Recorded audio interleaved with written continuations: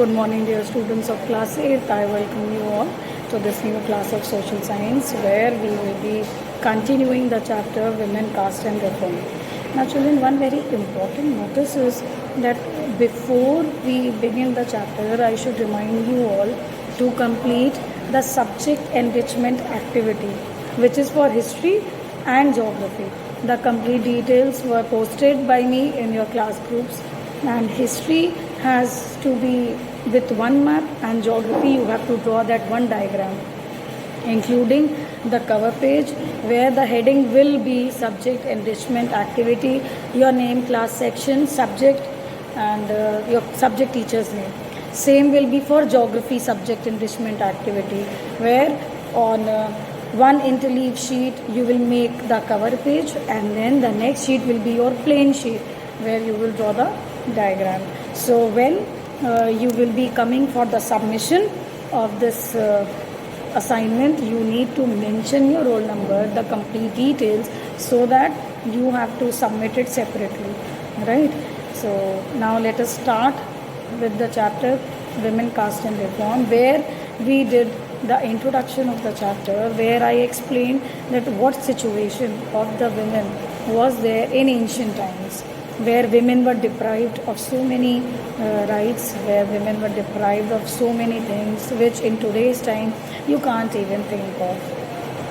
And now after that we are going to start with working towards change, where I just gave a little hint of this change which had to be started at that time, where in the early 19th century things started changing because of the new forms of communication through print media. Social reformers like Raja Ram Mohan Roy, who created Brahmo Samaj in Calcutta. Now what actually was focused by Raja Ram Mohan Roy was the eradication of social evils from our Indian society. He pioneered this reform movement. Pioneered is that who leaded the way of complete reforming the social evils which were prevailing in the society. Now he opposed social practices such as discrimination on the basis of caste. Then number 2, untouchability. Number 3, suppressions, superstitions. He wanted to spread the knowledge of Western education. Children, he wanted to spread the knowledge of Western education doesn't mean that he was propagating Western education. He wanted to spread the knowledge in this field where these social practices were turning out to be evil for the status of women. He wanted to spread the knowledge of Western education where women were given liberty, where women were given upliftment, where women were given different rights. Now, let us start with changing lives of the widows. Children, Raja Ram Mohan Roy had set up Brahmo Samaj, which we all know, and it is a frequently asked question. You need to learn it by heart. Who invented Brahmo Samaj? Raja Ram Mohan Roy. Raja Ram Mohan Roy invented which society? You need to write Brahmo Samaj. So either ways, question can be asked for one more question. He began to campaign against the practice of sati. Sati I explained in the previous class, where the widows used to sacrifice their life on the pyre of their husband, and if they are sacrificing their life, they were considered as sati and they were worshipped. Now children, many British officials criticized Indian traditions and customs. We all know when Britishers started paving their way in our country, they used to get confronted with these social evils, and they started criticizing these social evils.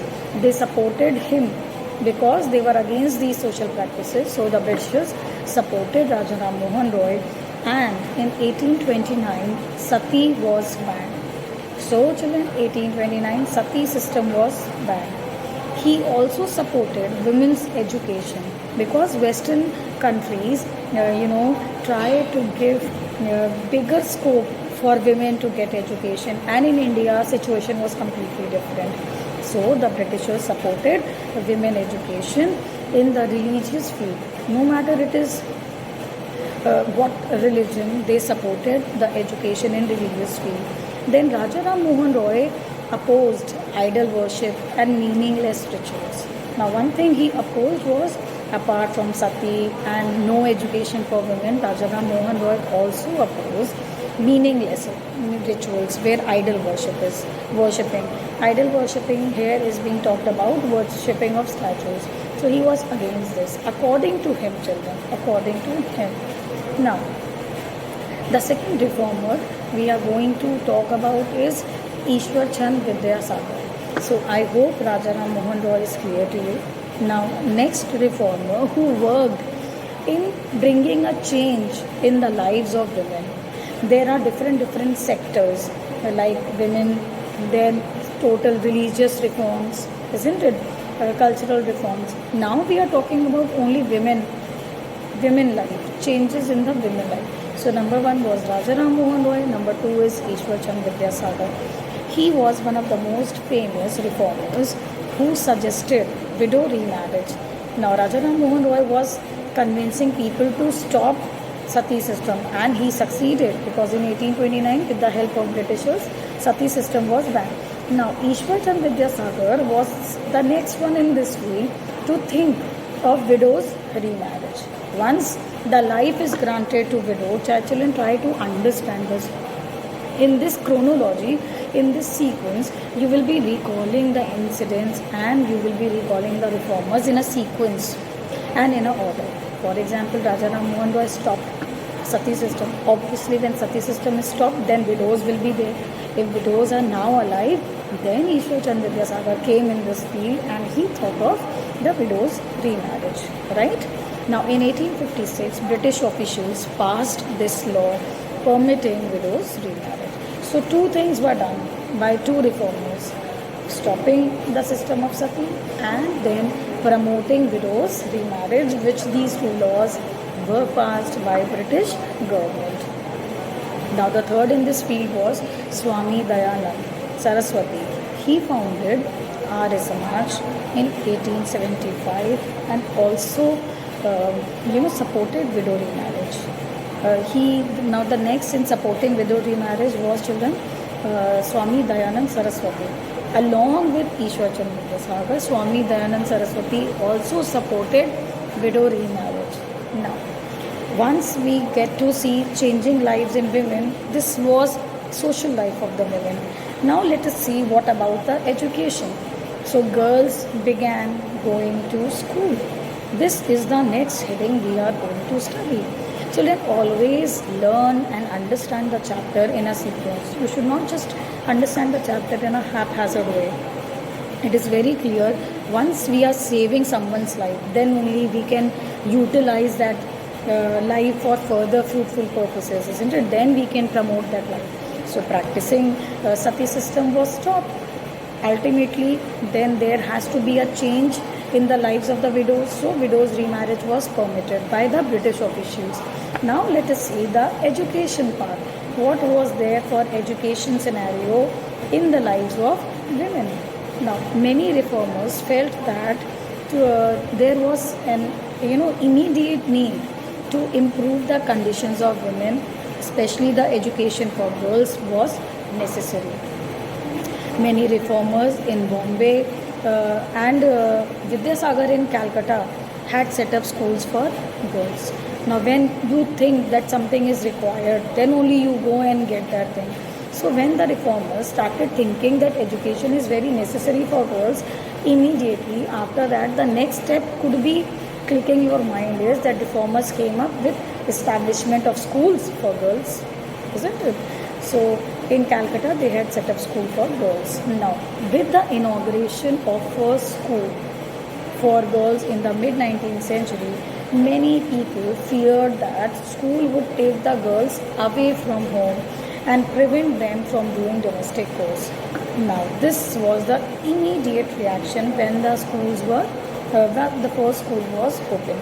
Usually when the school was opened, immediately the clicking thoughts which came to the parents' mind was that if the girls are going to go and get education, who is going to do the domestic chores or the household work? Now children, imagine the dependency of the parents. Imagine how orthodox and what kind of feeling they had for their daughters. They were fearing that if the girls will go to school, they will not be able to do their work. How selfish people used to be. Now, in many places, people believe that girls should be kept away from public spaces, as they believe that they can get corrupting influence. Children, not only this, that they were feared of sending their girls to school. Many places, people thought that girls should be staying at their home so that they should not come in contact with different people in society, so that they should not take influence which according to them is corrupting. Now, we have talked about the need of the hour, that time that education is important. Then we saw that Ishwar Chand Vidyasagar had set up one school in Calcutta. Then as soon as this first school was set up, people started reacting in different ways, where they were feared of that their girls, when they will go to school, they will not be doing their domestic duties. Next fear was that if the girls will be going to public places, they would be taking corrupting influence from outside. Now, in aristocratic Muslim families in northern India, women learned to read the Quran in Arabic. They were taught by women who came home to teach.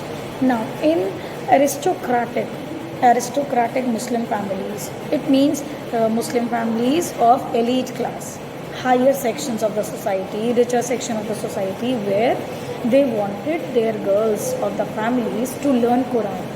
So they were not sending their girls to go to school and learn Quran. Instead, they were calling a lady teacher, a female teacher, to come to their home and teach their daughters Quran. So this total, these 5 points are there, children, in your topic, that girls begin going to school. Now I will stop here, children. We will discuss the rest of the chapter in the next class, and till then please see that you have completed your work, and if you have not completed your work, you need to complete it and come to school and submit it for correction, and please complete the assignments as per instructed. Thank you so much, children. Have a nice day.